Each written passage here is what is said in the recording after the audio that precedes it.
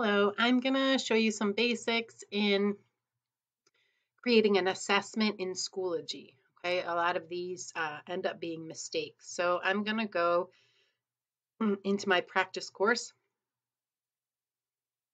All right, and I'm going to go to add materials and I'm going to add assessment. All right, so this is, I'm just going to call it sample assessment. And there's a couple key features. First is the due date. So I am making this due date on Friday. Okay, I can change the time. So if I want it done by the end of the school day, you can adjust the time. Okay, or most of my online assessments, I just leave for the end of the actual day. So I leave at 11:59. And you can set the point value.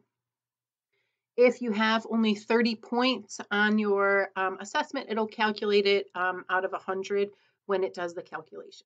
Okay, so you can leave it as 100 points. If this is less, you can change it to 50 or whatever you might want it to be. All right, the next is important right here. You want to enable submissions. Okay, what I usually do though is enable until. Okay, and or enable from until. Okay. The enable from until saves you a little bit of time. Okay, so I can say I want them to be able to access it right now, today, once I put this up, but I want them to be able to access it.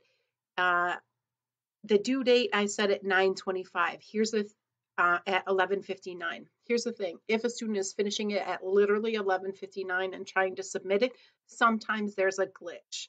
So usually what I do is set it for 9:26 the following day, and I set the time as 1 a.m., which gives them a slight window of flexibility if they're struggling to submit it. Okay. Now, if I don't want to worry about the from, because I'm just going to publish it, I can just leave the enable until, and then it'll only allow submission. So even though it's published, students will be unable to get in and complete the assessment. Password, you can enable and choose the password. I usually don't enable this for my classes. You could, however, choose to do this. Choose a category based on your grade book. For me, it would be assessments and projects.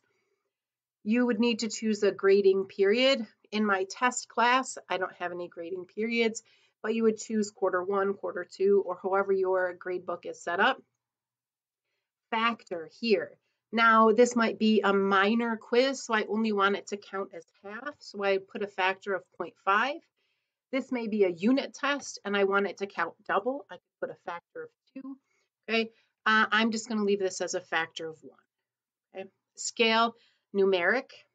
Right. Copy to courses. I don't usually use it from this screen. The next thing is publish to students. This is whether or not you want it to show up for them to be able to complete.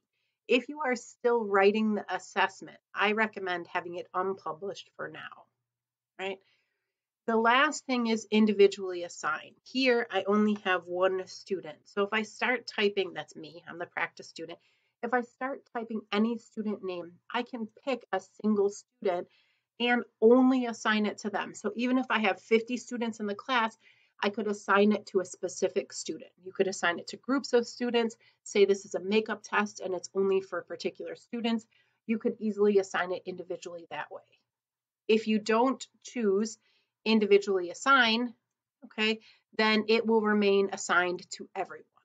And then at the end, you're going to click create.